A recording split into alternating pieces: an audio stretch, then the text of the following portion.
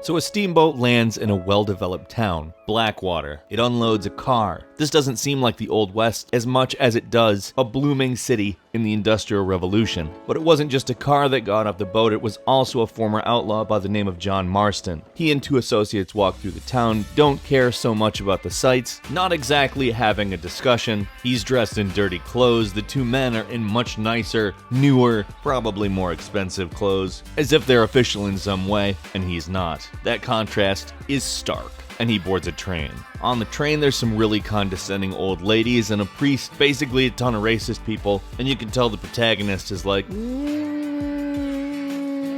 not gonna say anything. He pulls into a town called Armadillo, which is the Wild West still, unchanged, left behind by the developing world, meets a guy in a saloon who was hired to take him out to a fort. The fort's held by a gang led by a former accomplice by the name of Bill. Stuff goes south quick, he gets shot, and a lady that was on the train rescues him. He wakes up a few days later and gets a proper introduction to Bonnie McFarlane, Miss Bonnie McFarlane. John Marston goes into Bill's backstory just a little bit, not much. Oh, John Marston did know Bill Williamson. They used to ride with each other, maybe did some less than savory stuff, but exposed that his plan is to take care of him, well, not so kindly anymore, to borrow his terminology. It's obvious that John Marston's on a mission, though we don't know the scope of it quite yet. It costs $15 to heal John Marston from that bullet. Bullets out of the body, wounds are getting better, but in 1911 a dollar is worth like $24 2016 dollars, meaning you're talking around in the neighborhood of a $365 bill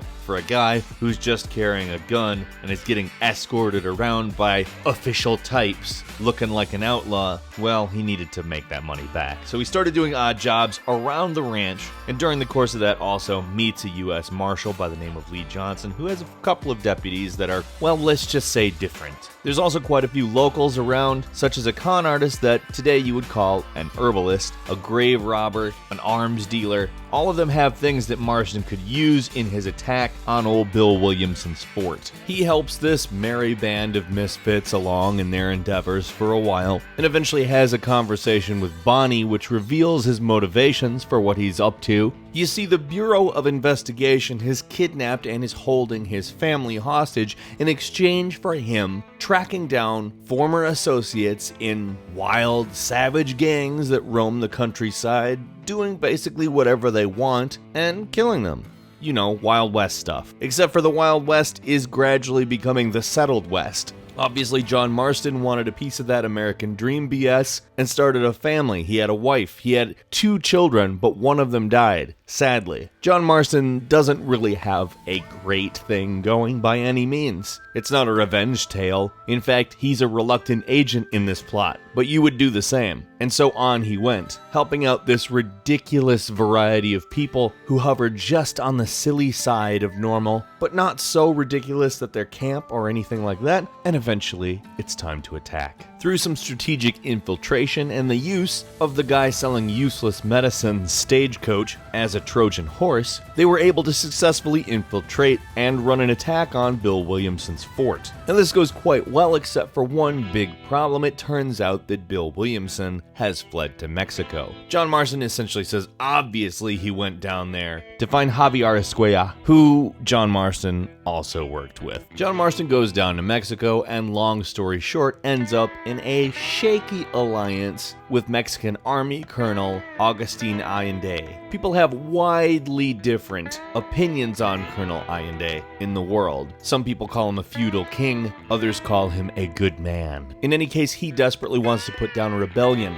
and you as John Marston make a deal that if you go ahead and help him with that, the good colonel will give you Escuella and old Bill Williamson. That's a 2-for-1 deal. Marston can't resist. So anyway, you spend your time doing a whole bunch of fun stuff for him, and through it, meet a few people who maybe don't like him very much. And you soon find out that it's with good reason, because he betrays you while pretending to deliver on his promise of handing Escuella and Williamson over to you. Instead, he goes ahead and knocks you unconscious, and some guys are trying to drown you when you come to. That's always fun. So the rebels then save you, and you do the rebels' dirty work for a while, and the rebels turn out to be way better at helping you find Javier Escuella. There's a fortress called the El Presidio, where guess who? is there Javier Escuella. During the fairly large-scale assault, John Marston trades words with Escuella, ends up having to chase him down, and can either kill him or capture him and turn him over to the Bureau of Investigation. John Marston has to meet a couple of agents at the USA and Mexico border and let him know that Bill Williamson is not his final task. His former associate by the name of Dutch has been cultivating a new gang, and I'm sure John Marston is thrilled to hear that. We'll talk about the gentleman known as Dutch Vanderlinde in a moment, but first we have to get back to Bill Williamson. During your encounter with Escuella, he attempts to bargain for his life, unsuccessfully obviously, I mean your wife and kid is involved, and he lets it slip that Colonel Allende is actually sort of keeping Bill Williamson under his care, so to speak.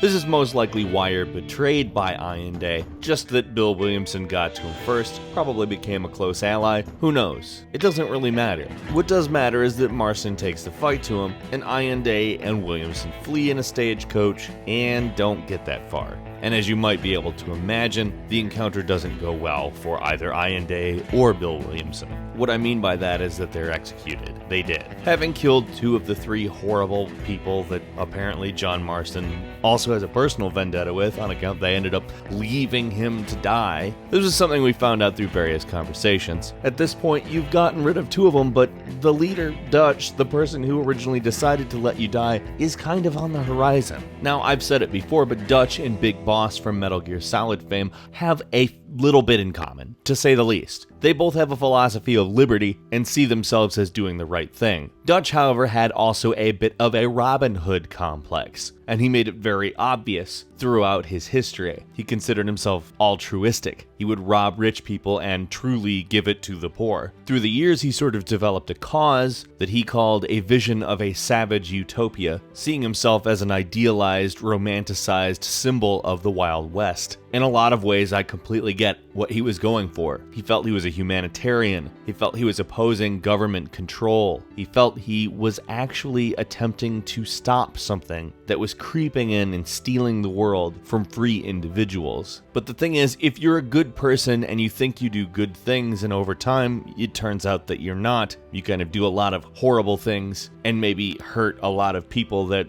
were not necessarily bad but not necessarily perfect. John Marston has a final confrontation with Dutch Vanderlinde in which Dutch seems to understand what's gone down. The world is changing, and it's left people like Dutch Vanderlinde and John Marston behind. John Marston tries to adapt, Dutch tries to resist. Dutch realizes that it's in his nature and that he's never going to fit in with the world and that this is essentially the end, and takes his own life. In a way, he's giving John Marston his Red Dead Redemption.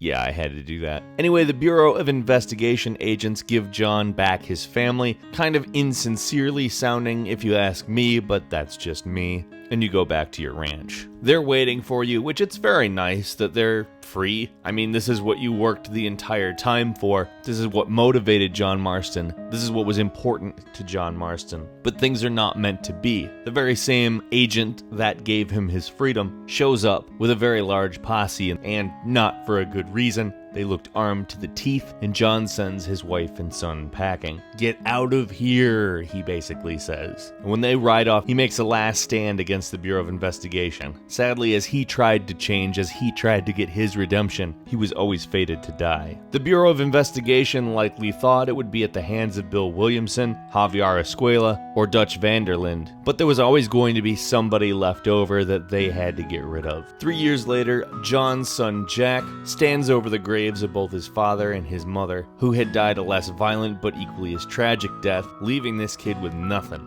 And as you know, when you've been wronged in the Old West, even if it is kind of after the Old West is the Old West purely, hey, this is Red Dead. It's time to get some vengeance. Jack Marston decides to track down the agent that killed his father, who had turned out to be in retirement. He has an interesting post-retirement agenda, and Jack finds him hunting on a riverbank in Mexico. He and Jack duel, and as you might expect, it was a Red Dead Redemption. Except for kind of more of a Red Dead Revenge, but anyway, Jack Marston kills him. As you might expect, this game is a massive, freakishly large, detailed, well-acted, and amazing adventure through a damn near fully realized world, relatively speaking, for the time period of its development, and I had to leave a lot out, but holy crap was it fun reliving that. I don't know if Red Dead Redemption 2 is going to be able to live up to that, but I can't wait to see it try. Let's talk everything Red Dead in the comments. I'll meet you there. And if you like this video, please click the like button. If you're not subscribed, now is a good time to do so. We upload brand new videos every single day of the week, and the best way to see them first is a subscription. As always, we thank you very much for watching this video. I'm Falcon. You can follow me on Twitter at Falcon the Hero, and we'll see you next time right here on Gameranx.